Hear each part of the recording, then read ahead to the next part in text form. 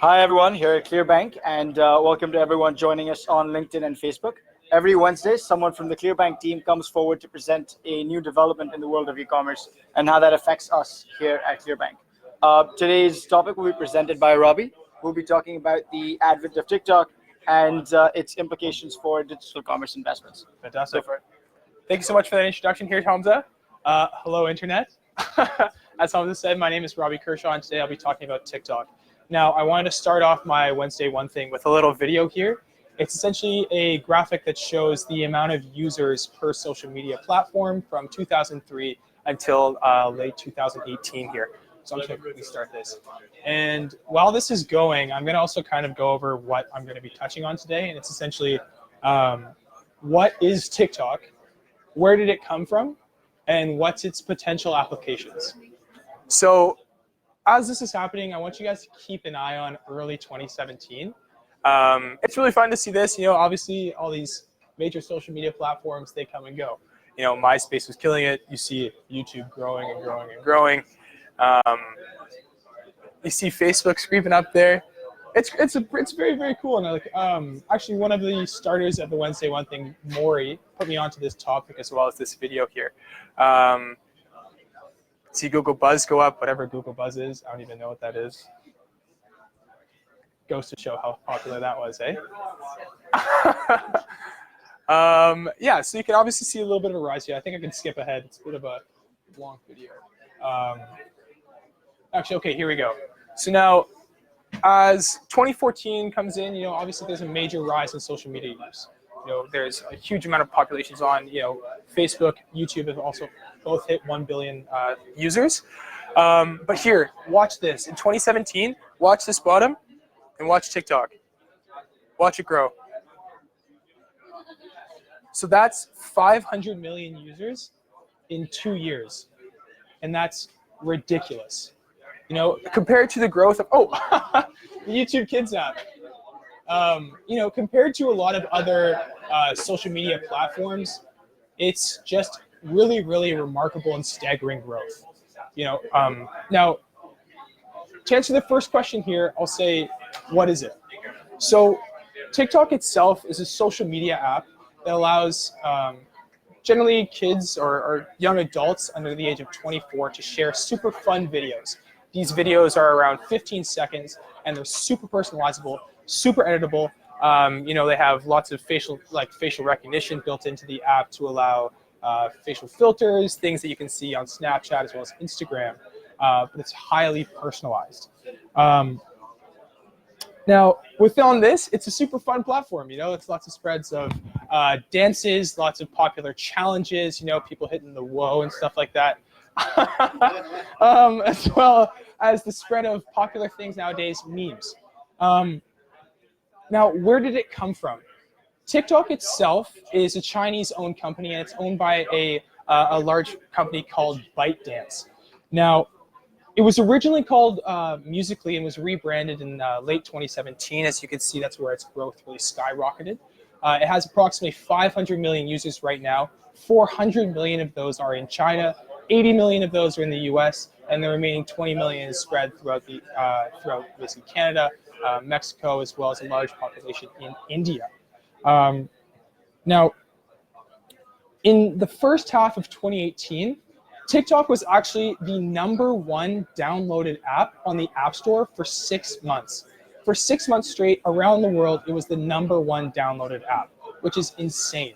And now ByteDance itself it's valued at $72 billion, which makes it the most valuable privately held tech company in the world. That's above Uber, that's above Lyft, and above WeWork, especially with some of the recent things with WeWork. We won't talk about that one, but so now I wanted to talk about its potential applications, and I broke it out into 3 categories. So it's essentially going to be its potential as a threat to other social media platforms, its potential to influence social society, and it's also its advertising potential. And that's where it leads in kind of to the D2C brands as well as e-commerce businesses. So the #1 thing is as a threat. Now think of the biggest tech companies in the world. 2 of the major names that would stand out would be Facebook and Google. Now, both of these major companies have come out with or are looking to acquire businesses to combat TikTok. You know, it's a major brand that's drawing a lot of users, it's drawing a lot of vision, it's a highly engageable app, and both of these major businesses have caught on, it's in their headlights, and they're looking to combat it. And there's kind of a funny thing, there's an article that kept coming out that Facebook was having secret meetings about how it was going to shut TikTok down.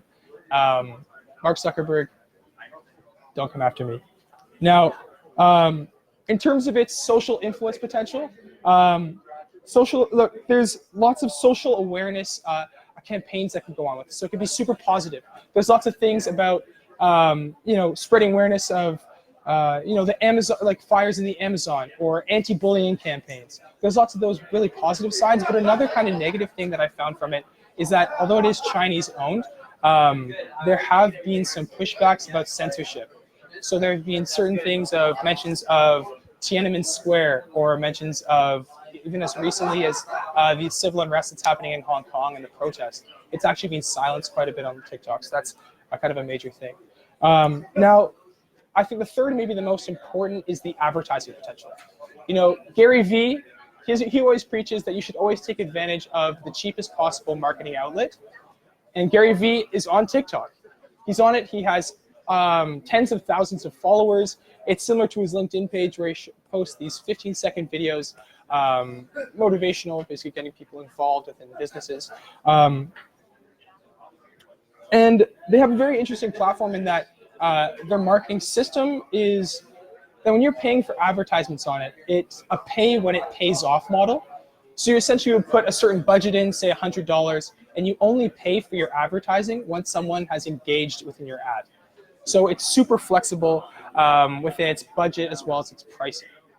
So now I think this is where I would like to open it up at all to anybody who would have any answers to questions here, but I just wanted to really touch on maybe the application of e-commerce businesses within this space.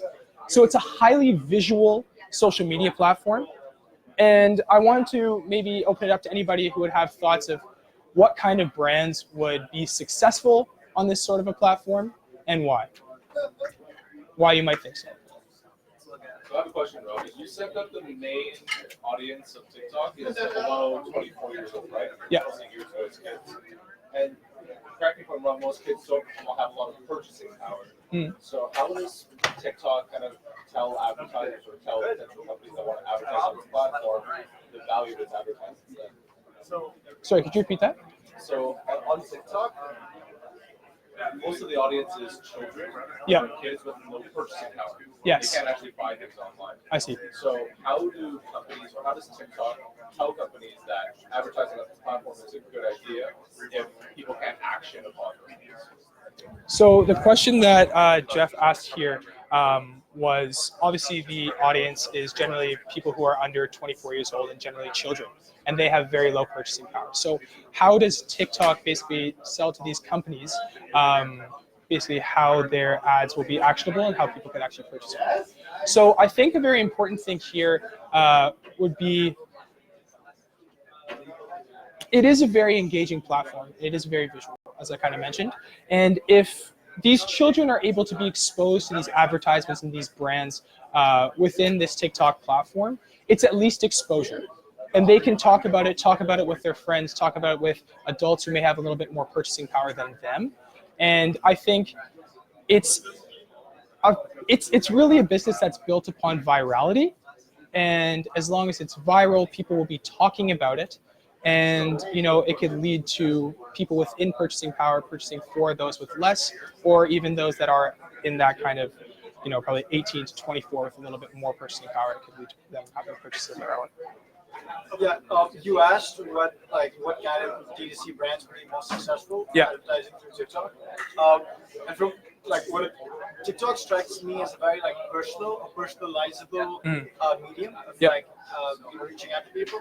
So it's really interesting where I think the personality of the founder in question might have a good bearing on how well he uses TikTok.